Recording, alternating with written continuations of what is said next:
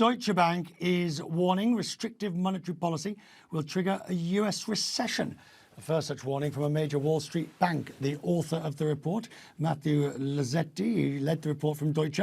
He's the chief U.S. economist. He joins me now. All right, you caught our attention when you said we no longer see the Fed achieving a soft landing. And you're looking, admittedly, it's some way out at the end of 23, but you're now saying that a recession is likely.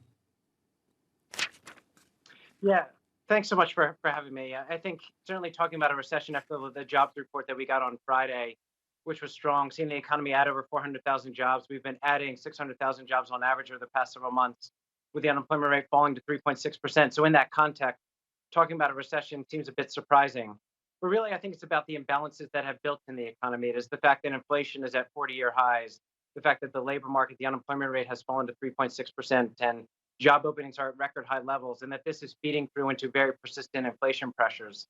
I think is the story is that the Fed will have to respond, as Governor Brainerd mentioned, moving into restrictive territory, and that achieving a soft landing is never easy, but it's even more difficult in the current environment, given the imbalances that I just noted.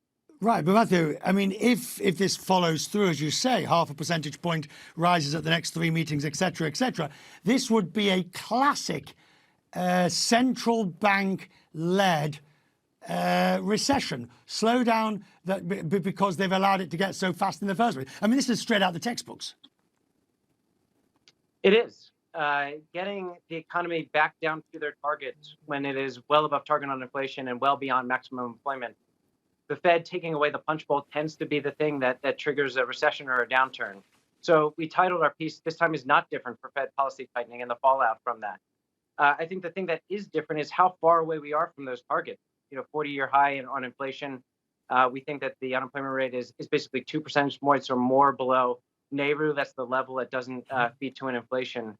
And so really, I think that the key here is how far we are away from the Fed targets, and the fact that in order to bring demand down, in order to avoid a great inflation and what Paul Volcker had to go through several decades ago, the Fed needs to tighten monetary policy more aggressively over the next year.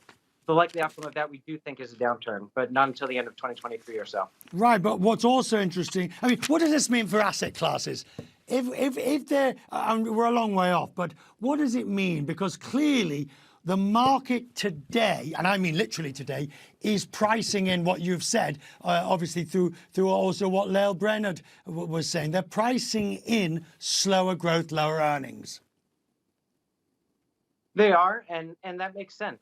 What the Fed has told us is that they want to tighten financial conditions. They need labor to market demand to decline. They need overall demand to decline in order to bring things into better balance. And so financial conditions should tighten as a result of that. That should mean yields are higher, as we saw today across the yield curve. It should mean that risk assets certainly suffer a bit here, that we see some room for some corrections in risk assets. But on the other side of that, I would note that we are talking about an economy that's resilient in the near term, recessions towards the back half of next year. And so you typically don't see them responding until you get much closer to that downturn.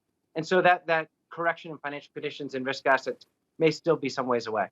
Essentially, what you're saying is the Fed's going to stomp on the brakes. I think that the Fed needs to stomp on the brakes, given what we've seen, given inflation pressures, given the broadening that we've seen, given that it has factored into rents, right, and given where the labor market momentum is. If they don't, then we risk this becoming more entrenched, feeding through into inflation expectations, and having to move more aggressively later down the road.